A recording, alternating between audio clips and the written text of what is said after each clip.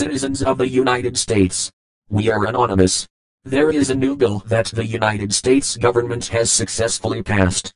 It is called the Stop Online Piracy Act, or SOPA, for short. Also known as the Protect IP Act of 2011. The U.S. Congressional Budget Office estimates that implementation of the bill would cost the federal government $47 million through 2016. It will cost you, the taxpayers, $47 million over the next 4 years. The SOPA Act will censor you from accessing certain websites and block all access to other areas of the internet that the United States government does not want you to access. The SOPA Act essentially means that, even if you make a video of your child playing or singing and you have music playing in the background, or video on TV, you are breaking the law, and the government will order the websites that host your content to censor your content because of their new bill. Or, if you visit websites that are on servers not in the United States, you will be blocked, so that you cannot access them. Ask yourselves, who really owns the internet?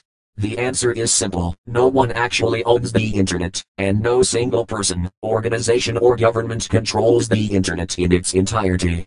It is more of a concept than an actual tangible entity, and the internet relies on a physical infrastructure that connects networks to other networks.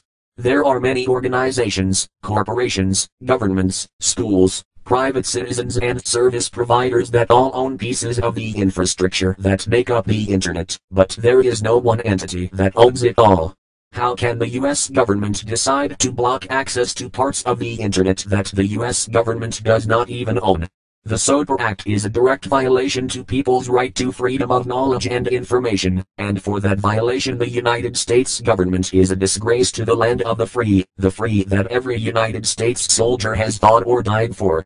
The United States government is essentially telling the people of the United States that they are free to do as the government tells them.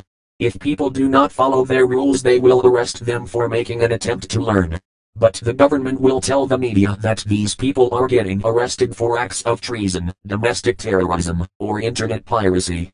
As for the United States government, who gave you the right to regulate the people's right to think outside the box and use the internet as they see fit? If we cut off global internet, shouldn't we also cut off all foreign affairs? Should we hinder globalization completely? Perhaps all other world trade centers are acts of terrorism by existing, as they use the internet for commerce.